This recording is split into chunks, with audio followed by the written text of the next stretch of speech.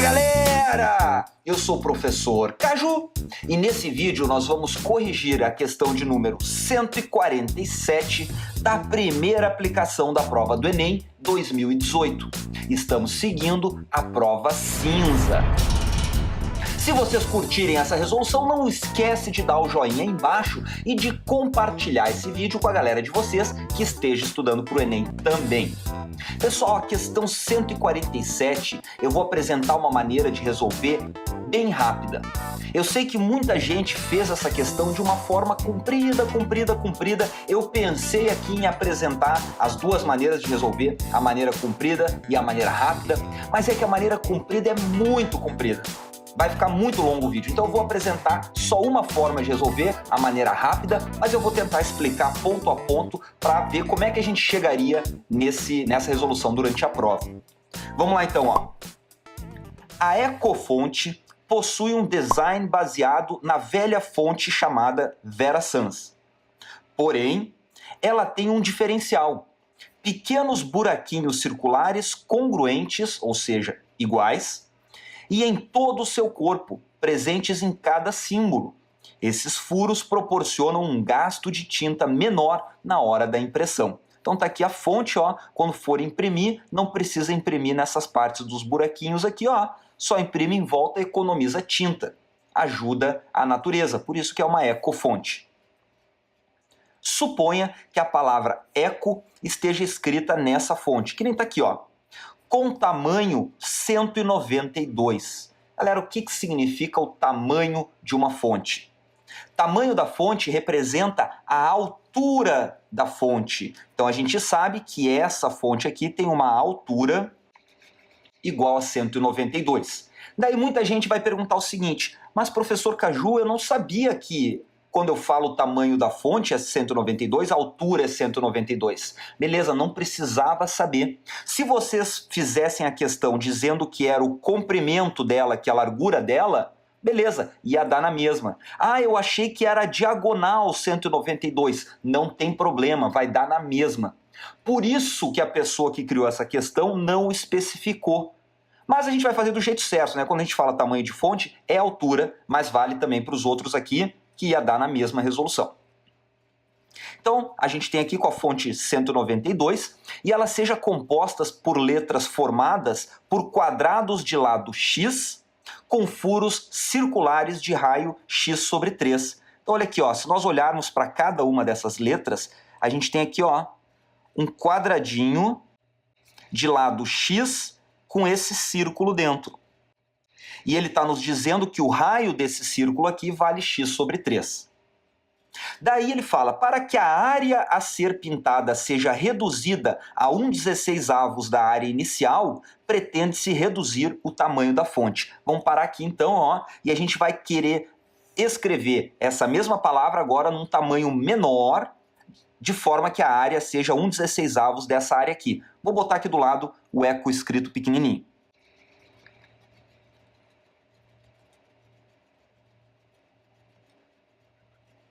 Aqui, ó, ficou meio ruinzinho, né? Mas deu para entender que eu peguei isso aqui e diminuí. Ele fala pra gente que a área que tinha antes era uma área, vou botar de vermelho aqui, ó, era uma área A. E agora nessa nova fonte aqui, nós temos uma área que é 1/16 da área anterior. Então a área nova é A sobre 16. Sabe-se que ao alterar o tamanho da fonte, o tamanho da letra é alterado na mesma proporção.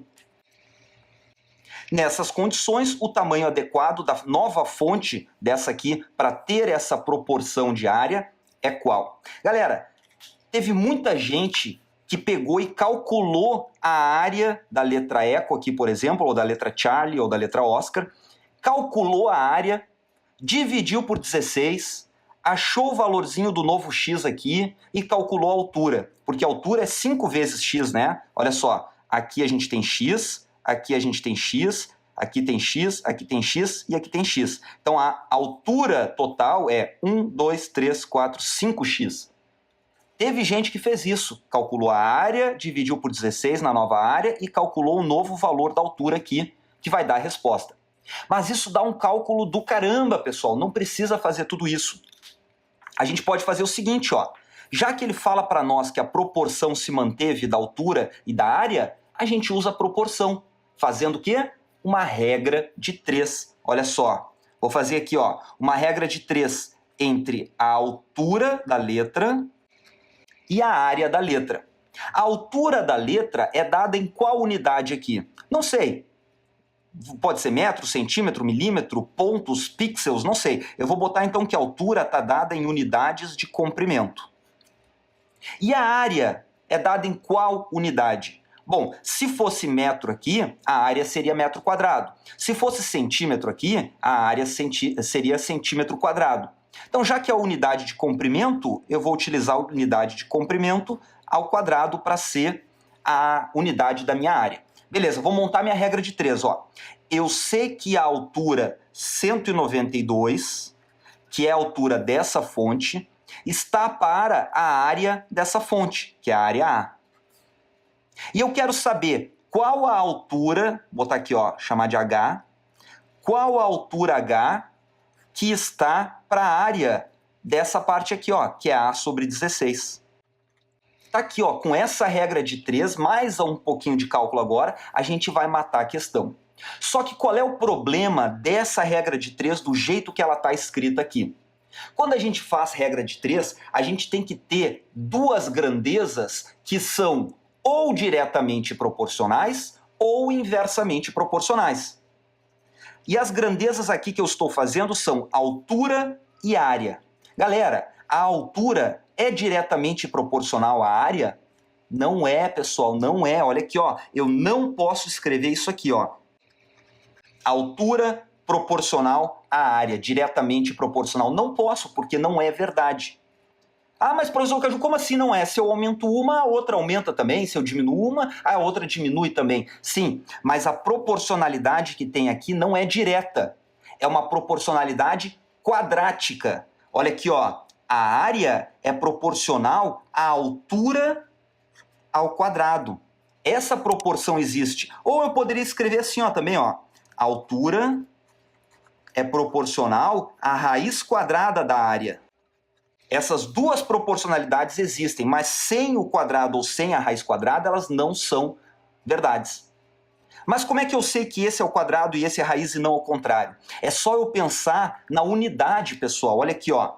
Eu sei que a altura é dada em metros, por exemplo, ó, e a área é dada em metros quadrados. Eu não posso comparar metro com metros quadrados. Então, o que eu faço? Ou eu posso elevar essa altura que está em metros elevando ao quadrado, vira metro ao quadrado. Daí eu comparo metro quadrado com metro quadrado. Ou desse jeito aqui, ó, a altura era metros e a área era metros quadrados. Se eu tirar a raiz quadrada da área, eu tiro a raiz quadrada do metro quadrado. Que daí corta aqui, vira metro. Daí eu tenho metro com metro. Então eu tenho que escolher qual proporcionalidade que eu vou usar aqui. Eu acho que vai ficar mais fácil a gente usar essa aqui, ó, galera. Mas se eu fizer essa, vai dar igual também. Como é que eu faço para fazer essa proporcionalidade aqui? Basta eu pegar essa coluna, que é a coluna da área, e tirar a raiz quadrada, ó. Vou tirar a raiz quadrada desse lado, vai ficar aqui e vai ficar aqui. Agora eu posso fazer a regra de 3. Aqui uma regra de 3 simples e direta, basta multiplicar cruzado. Vamos ver como é que vai ficar aqui, ó.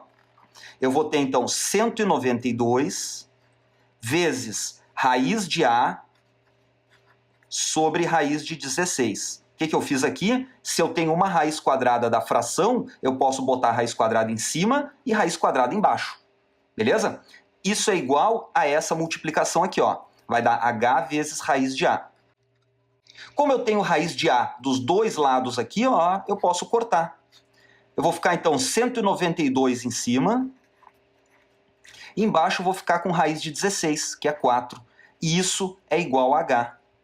Aqui matou, né? Se eu fizer o 192 dividido por 4, vai dar 48. E isso aqui é o valor de H, que é o que a questão está pedindo. Gabarito, então, é letra bravo. Beleza, galera? Então, se vocês curtiram essa resolução, não esquece de dar o joinha aí embaixo e de compartilhar esse vídeo com a galera de vocês que esteja estudando para o Enem também. Um grande abraço, pessoal, e até a próxima!